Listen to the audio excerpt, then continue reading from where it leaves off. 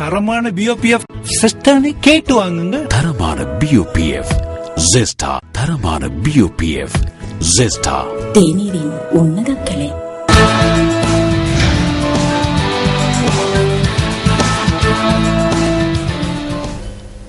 கடந்த வெள்ளிக்கிழமை ஏற்பட்ட பலத்த காற்று காரணமாக உயிரிழந்த மீனவர்களின் எண்ணிக்கை 42 உயர்வடைந்துள்ளது. கொழும்பில் 9 மீனவர்களும், காலியில் 23 மீனவர்களும், களுத்துறையில் 9 மீனவர்களும், நீர்கொழும்பில் 1 மீனவரும் உயிரிழந்துள்ளனர். இதுவரை 20 மீனவர்கள் காணாமற் போயுள்ளனர்.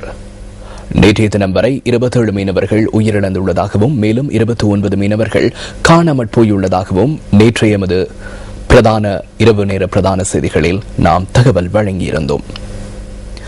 எவ்வாறாயினும் உயிரிழந்த மீனவர்களின் எண்ணிக்கை 42 உயர்வடைந்துள்ளது. இந்த அனர்த்தத்தில் 22 மீனவர்கள் காயமடைந்துள்ளதாகவும் 43 மீன்பிடி படகுகள் கண்டுபிடிக்க முடியாத நிலை ஏற்பட்டுள்ளதாகவும் கடற்றொழில் அமைச்சு தெரிவிக்கின்றது. கடந்த காலங்களுடன் ஒப்பிடுகையில் வரலாற்றில் எந்த ஒரு சந்தர்ப்பத்திலும் ஏற்படாத கூர அனர்த்தமாகவே இது பதிவாகியுள்ளது.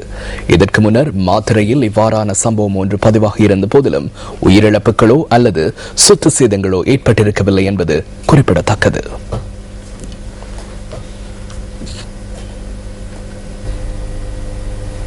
கடும் காற்றுடன் கூடிய வானிலையை அடுத்து ஏற்பட்ட அலையின் சீற்றத்தில் சிக்கி உயிரிழந்த மீனவர்களின் சடலங்கள் தற்போது கரையொதுங்கி வருகின்றன.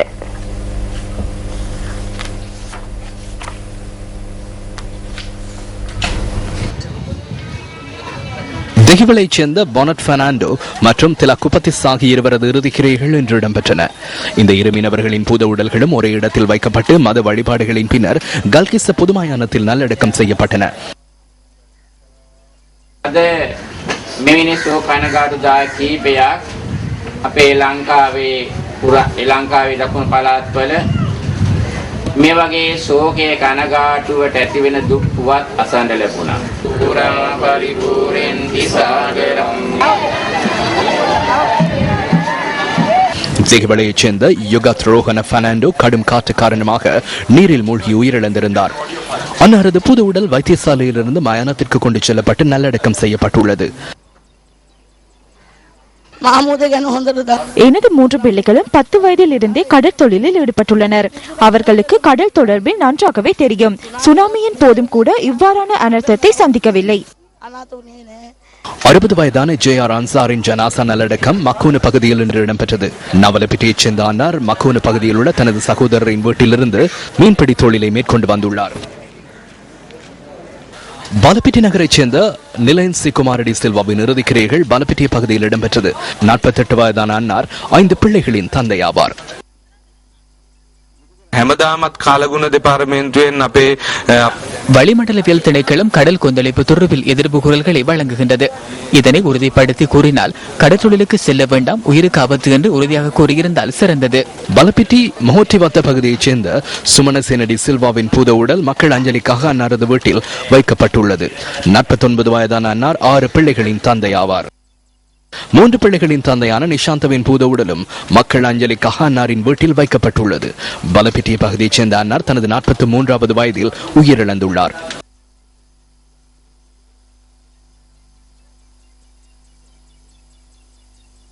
சீரற்ற வானிலையினால் 59 வயதான ரான்மூத்து விமலசிறியும் உயிரிழந்துள்ளார்.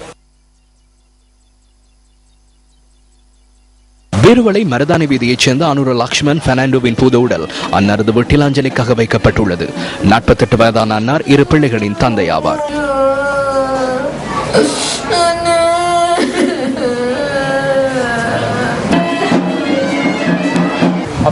நாம் உயிர்களையும் படகையும் காப்பாற்றிக் கொண்டு கரைக்கு திரும்பினோம். எமக்கு அவ்வாறான அறிவுறுத்தல்கள் விடுக்கப்பட்டிருக்கவில்லை. கரை திரும்பிய பின்னரே விடயத்தை குறிப்பிட்டனர். அப்போது பலர் அனர்த்தத்தை எதிர்நோக்கியிருந்தனர். கடற்தொழில் அமைச்சர் உரிய கவனம் செலுத்தியிருந்தால் பிரச்சனை ஏற்பட்டிருக்காது. எந்த ஒரு நிவாரணமும் வழங்கப்படவில்லை. வானிலை தொடர்பில் இன்று அறிவிக்க வேண்டுமே தவிர நாளை அல்ல. හැමදාම ඉතින් ඔය වැරද්ද හැමදාම කරනවනේ ඒක තමයි නෙවෙයි ඉතිහාසෙම කරපු එක තමයි ඒගොල්ලෝ කියන්නේ උලන් නේදාට කියන සුනාමියටත් මෙහෙම විපතක් වුණේ නැහැ මහත්තයා සුනාමියට දුවලා හරි බේරුවා සුනාමියට මෙහෙම බේරුවලා කිසි කෙනෙක් මලේ නැහැ. பலப்பிட்டி மற்றும் அதனை அண்மித்த பகுதிகளைச் சேர்ந்த மீனவர்களே அதிக அளவில் உயிரிழந்துள்ளனர். பேருவளை மற்றும் தெஹிவளை ஆகிய பகுதிகளைச் சேர்ந்த மீனவர்களும் உயிரிழந்தவர்களில் அடங்குகின்றனர்.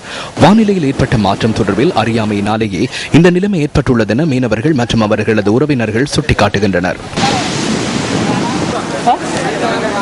பலப்பிட்டி மீன்பிடி துறைமுகத்திலிருந்து கடற்றொழிலுக்காக சென்று அலையில் சிக்கி உயிரிழந்த மீனவர்கள் இருவரின் சடலங்கள் இன்று பலப்பிட்டி பகுதியில் கரையொதுங்கியிருந்தன. குறித்த இரு சடலங்களும் அடையாளம் காண முடியாதவாறு உருக்குறைந்துள்ளமையினால் அவை பலப்பிட்டி ஆதார வைத்தியசாலைக்கு கொண்டு செல்லப்பட்டுள்ளதாக நமது செய்தியாளர் குறிப்பிட்டார். அந்த மீனவர்களுடன் கடலுக்கு சென்று உயிரிழந்த மேலும் இருவரின் சடலங்கள் வள்ளம் ஒன்றில் கரைக்கு இன்று பகல் கொண்டு வரப்பட்டன. பிரதேசவாசிகளின் ஒத்துழைப்புடன் இந்த சடலங்கள் கொண்டு வரப்பட்டுள்ளன. அம்பலாந்தோட்டை ரங்தோம்பி கரையிலும் இன்று இரு சடலங்கள் கரையொதுங்கியிருந்தன. குறித்த இருவரும் இதுவரை அடையாளம் காணப்படவில்லை என எமது செய்தியாளர் குறிப்பிட்டார்.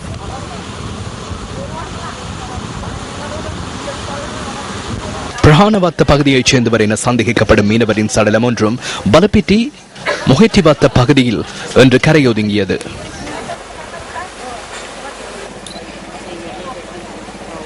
களுத்துறை மக்கூன பகுதியில் இன்று எமது கமராக்களில் பதிவான காட்சிகள் இவை. மக்கோன திவுலகோடு பகுதியைச் சேர்ந்த கஹவித்தான ஆராய்ச்சிலாகே தொன் ஜனக பிரியாந்த என்ற 35 வயதான 3 பிள்ளைகளின் தந்தையின் சடலம் இவ்வாறு மீட்கப்பட்டுள்ளது. பம்பலப்பிட்டி பகுதியில் இன்று பகல் 2 சடலங்கள் கரையொதுங்கியிருந்தன. தெஹிவளை மற்றும் மொரட்டுவை பகுதிகளைச் சேர்ந்தவர்களின் சடலங்களே இவ்வாறு மீட்கப்பட்டுள்ளன.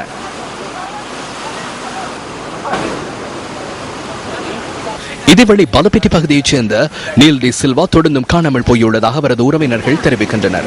இவர் 52 வயதான 2 பிள்ளைகளின் தந்தை ஆவார்.